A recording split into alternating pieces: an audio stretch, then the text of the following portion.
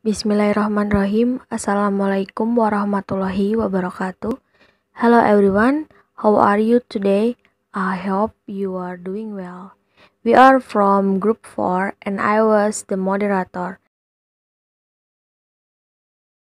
Let me introduce myself. My name is Rizmaria Hadatul Aisyah and the rest of the member is Naziha Al-Sakinah, Rahmatul Hikmah, and Santi Nur Khalifah. The material that we will present is the translation method. We will explain about introduction of translation method, the method of translation, equivalent effect, and the last is method and text categories. So let's get started. Introduction. The central problem of translating has always been whether to translate literally or fairly. The argument has been going on since at least the 1st century BC up to the beginning of the 19th century. Many reasons favorite some kinds of cheerless translation, the sprint, not the letter, the sense, not the word, the message rather than the form, the matter, not the manner. This was the often revolutionary slogan of writers who want the truth to be read and understood. Certainly, and do let were burned at the stake. Wyclif's work were banned. Then, at the turn of the 19th century, when the study of central anthropology suggests that the linguistic barriers were insuperable and the language was entirely the product of sensory. The view that translation was impossible came some sense currently, and with it what if Arthur thought it must be as literal as possible. This view committed in the statement of the extreme literarists Walter Benjamin and Vladimir Nabokov. Jadi masalah utama dalam menerjemahkan itu adalah selalu apakah menerjemahkan secara harfiah atau bebas. Sebenarnya argumen ini telah berlangsung sejak abad pertama sebelum Masehi ya, hingga awal abad ke-19. Banyak penulis menyukai beberapa jenis terjemahan gitu loh, yang roh, bukan huruf atau ya bukan arti kata-katanya. Tapi itu lebih kedepankan ke pesannya daripada bentuknya gitu. Masalahnya bukan cara atau slogan, tapi slogan penulis yang seringkali revolusioner gitu, yang ingin kebenaran dibaca dan dipahami. Tyndale dan Dewey biarkan dibakar, karya Wycliff itu dilarang. Kemudian pada pergantian abad ke-19, ketika studi antropologi budaya menyatakan bahwa hambatan linguistik tidak dapat diatasi dan bahwa bahasa sepenuhnya merupakan produk budaya, pandangan bahwa terjemahan ini mungkin mendapatkan nilai tukar tertentu, dan dengan itu jika diupayakan secara keseluruhan itu harus literal. Mungkin pandangan ini memuncak pada pernyataan dari para literaris ekstrim seperti Walter Benjamin dan Vladimir Nabokov. The argument was theoretical, the purpose of the translation, the nature of the readership, the type of text was not discussed too often. Writer, translator, and reader were implicit defined with each other. Now the context has changed, but the basic problem remains. I put it in the form of a Flamet V diagram. Is L. emphasis, word for word translation, literal translation, faithful translation, semantic translation, and TL emphasis adaptation, free translation, idiomatic translation, communicative translation. Argumen teoris bertujuan untuk penerjemahan, sifat pembacanya, jenis teks tidak dibahas, tidak terlalu sering, penulis, penerjemahan, pembaca secara implies diidentifikasi satu sama lain. Sekarang konteksnya telah berubah, tetapi masalah dasarnya tetap ada gitu. Saya menaruhnya dalam bentuk diagram V yang dinyatakan itu seperti penekanan SL, penekanan dalam terjemahan kata demi kata, terjemahan literal, terjemahan yang setia, terjemahan sematik gitu. Dan ada lagi adaptasi penekanan TL seperti penekanan terhadap penerjemahan yang gratis, penerjemahan idiomatis, terjemahan komunikatif. Methods of translation. First, word for word translation. The second, literal translation. The third, faithful translation. The fourth, semantic translation. 5, adaptation. 6, free translation. 7, idiomatic translation. And the last is communicative translation. I will explain first until the third. First, word for word translation. It is characterized by a special reproduction of the linguistic elements of the source text. Word for word translation. No stylistic or language change to be made. Morphology and syntax and or original meaning must be strictly adhered to. The translation function can change at any time because change is not a priority here, but reproduces the linguistic system or the formatting of the source text. Cultural words are translated literally. The main use of word-for-word translation is either to understand the mechanic of the search language or construct a difficult text as a pre-translation process. Jadi, yang pertama adalah terjemahan kata demi kata. Terjemahan kata demi kata dicirikan oleh reproduksi khusus dari elemen-elemen linguistik dari teks yang bersumber. Terjemahan kata demi kata, tidak ada perubahan gaya atau bahasa, morfologi dan sintaksnya masih dengan makna asli yang harus ditaati secara ketat. Fungsi terjemahan dapat berubah setiap saat karena perubahan bukan merupakan prioritas, tetapi mereproduksi sistem linguistik atau performatan teks dianggap perlu. Kata-kata budaya diterjemahkan secara harfiah. Penggunaan utama terjemahan kata demi kata adalah untuk memahami mekanisme bahasa sumber atau untuk menafsirkan teks yang sulit sebagai proses pra-terjemahan. The second is literal translation.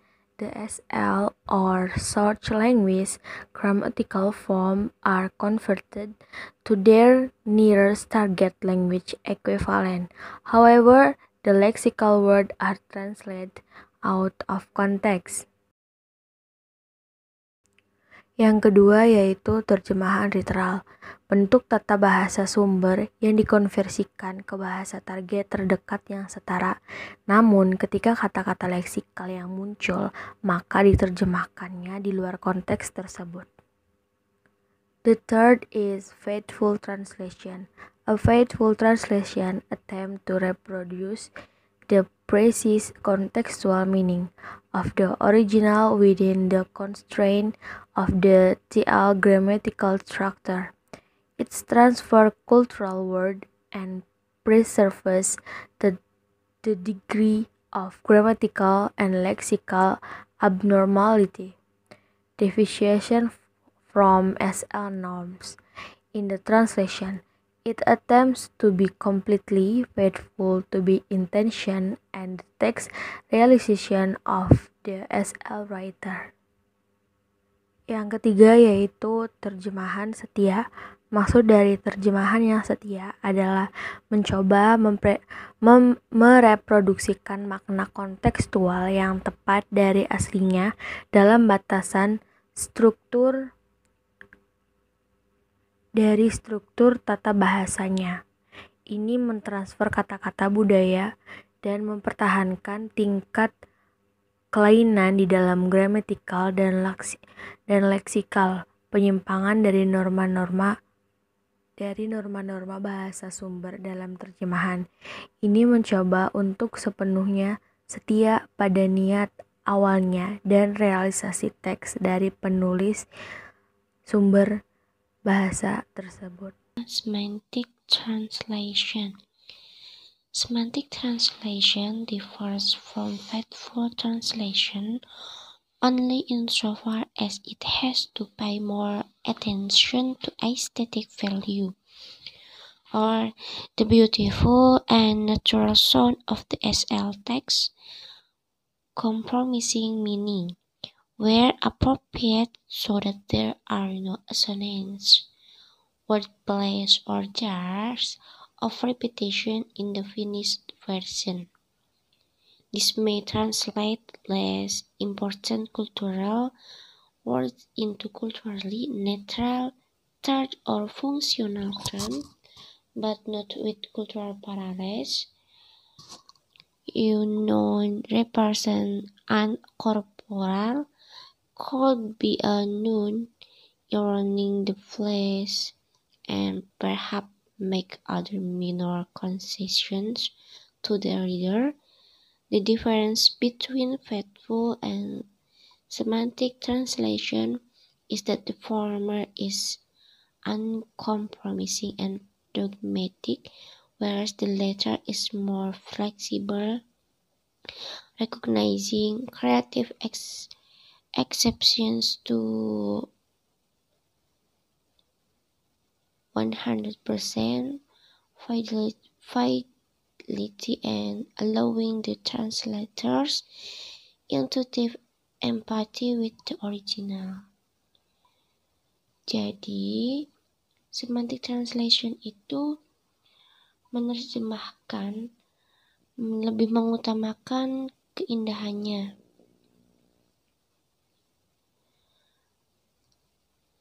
nilai dari keindahannya, memperhatikan dari nilai keindahannya atau estetikanya.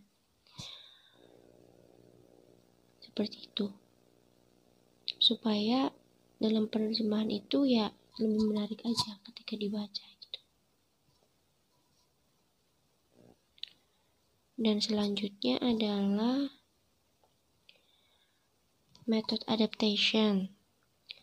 This method is the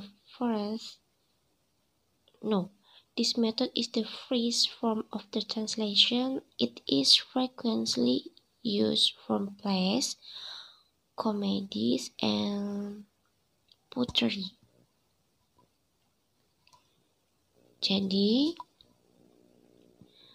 metode yang adaptasi ini adalah bentuk paling bebas dari penerjemahan. Biasanya bentuk ini tuh digunakan untuk penerjemahan dari teks drama atau puisi. Karena puisi kan seseorang itu mempunyai makna yang berbeda-beda.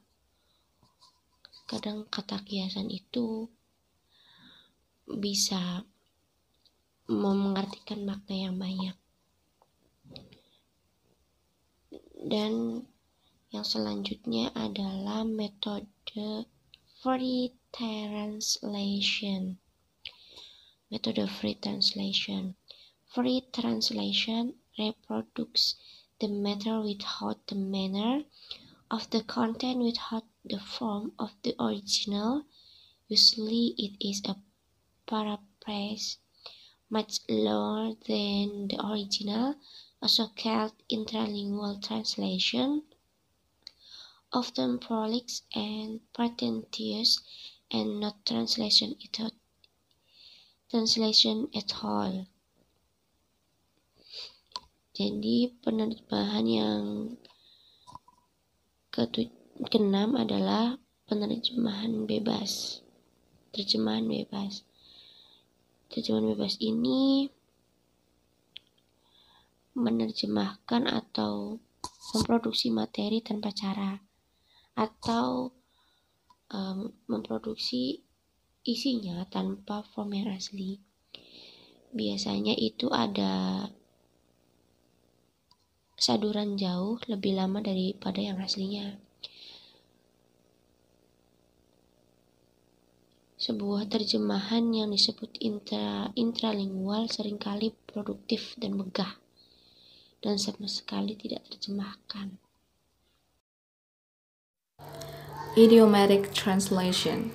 Idiomatic translation reproduces the message of the source text but tend to distort nuances of meaning by preferring colloquialism and idioms.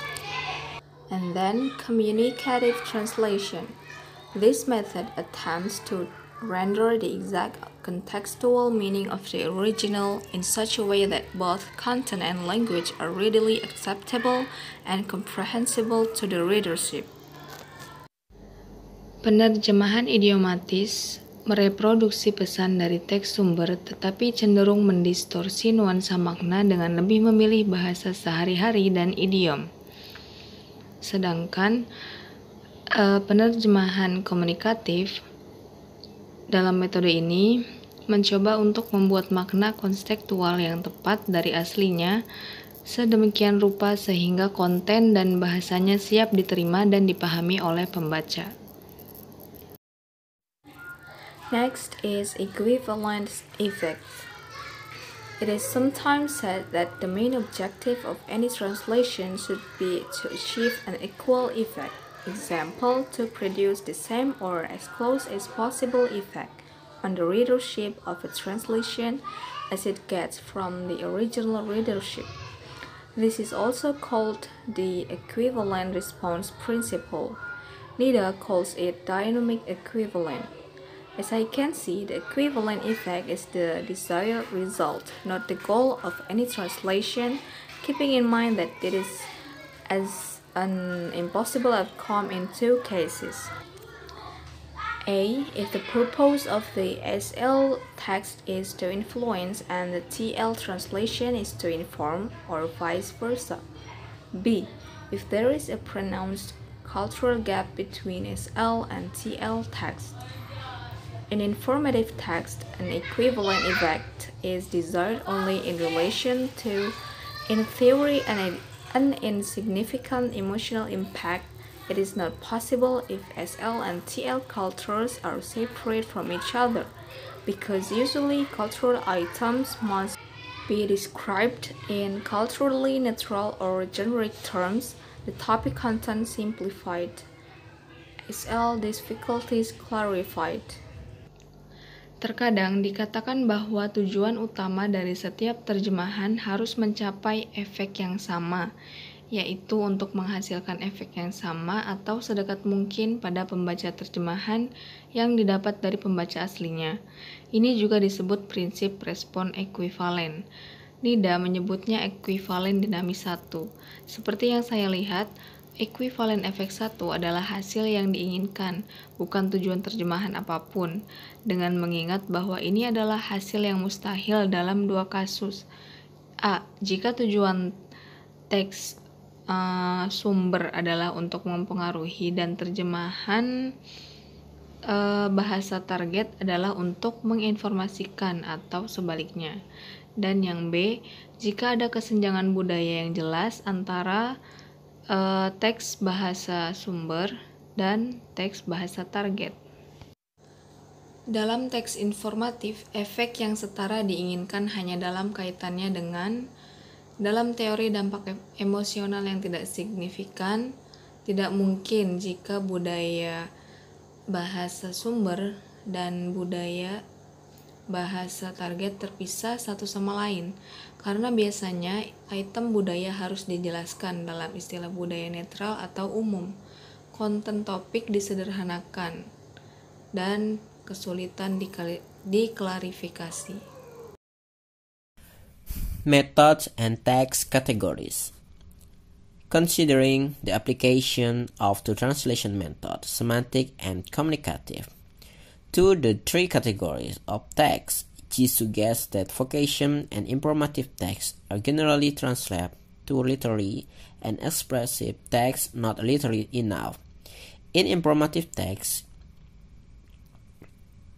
illustrative language, poor writing, and a lack of truth in appropriate language leads often go hand in hand.